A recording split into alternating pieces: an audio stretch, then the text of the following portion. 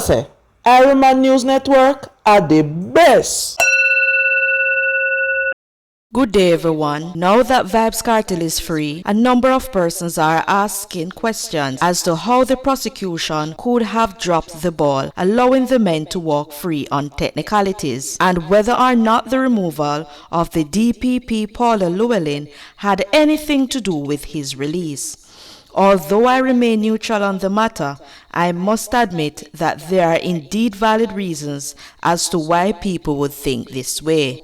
Was DPP Paula Llewelyn removed from her office to make way for the release of Vybz Kartel? Let us look at the series of events as they unfold. Has been in jail in Jamaica since 2011 over the disappearance of his associate Clive Lizard Williams, whose body has never been found. This would make 13 years, and during this time, Paula Llewelyn is the DPP. Now, what happened during the 13 years? His lawyers spun into action and made an appeal at the Jamaican Court of Appeal. However, in April 2020, the request to appeal the murder conviction was denied by Jamaica's Court of Appeal. Did take into account the time spent in custody awaiting trial and reduced the minimum time served before becoming eligible for parole from 35 years to 32 years and 6 months. Why did it reach the UK were not satisfied with the outcome of the Jamaica's Court Appeal. Committee of the Privy Council began the hearing. The lawyers representing Vybz Kartel, DJ Sean Storm, on February 14 and 15. Why was their conviction quashed? The judges arrived at their unanimous decision and that the conviction was unsafe on allegations of jury misconduct, say that they believe that the men why the case should be quashed. Female jury was discharged after she expressed concern for the safety of her son, who was being held in the same prison, had tried to bribe the jury forewoman as well as other jurors. Kane was later found guilty.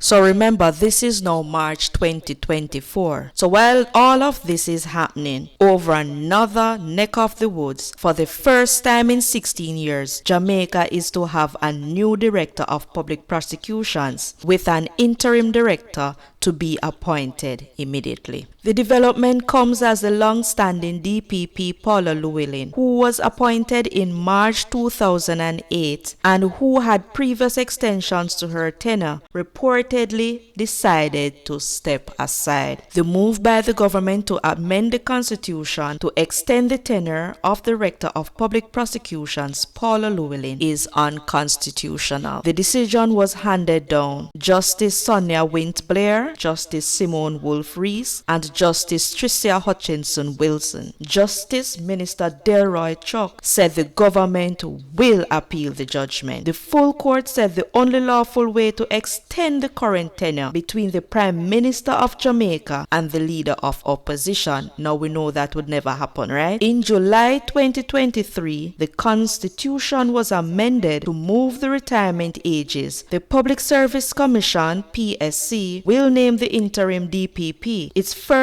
order of business after its tenure had expired on March 30. This decision was made in April 22. Never seemed to be a problem, but now all of a sudden the opposition People's National Party challenged the legality of the constitutional amendments. Opposition spokesman on national security Peter Bunting that the independence of the Director of Public Prosecutions has been compromised to the extent that every decision that the DPP makes going forward will be questioned. Bunting said Jamaicans will be asking, is this really the best independent judgment of a prosecutor, one who is beholden to a particular administration? Started the 6-day hearing in which at this time both the defense made arguments as to whether or not the men should be released or there should be a retrial. The Jamaica Court of Appeal set the timeline and then the date for the ruling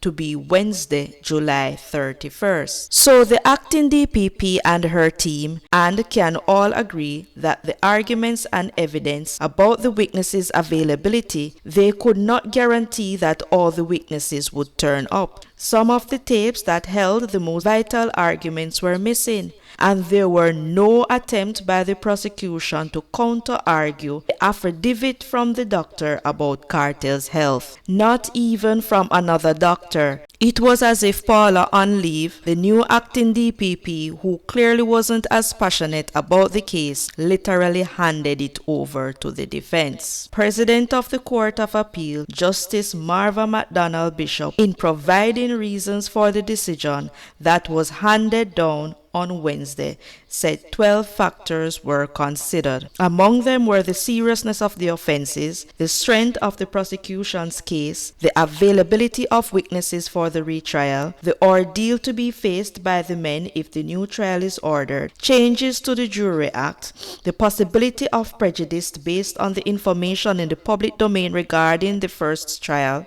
Despite explaining that the offenses were very serious in nature, that would work against the ordering, Vybz Kartel made his exit from the courthouse to the people who made it possible. Sir P said that Kartel was released on the 31st and in Cashpot 31st representing Lizard. And now another coincidence? So now that I have outlined the series of events as they unfolded, please let me know your thoughts. Leave them in the comment section.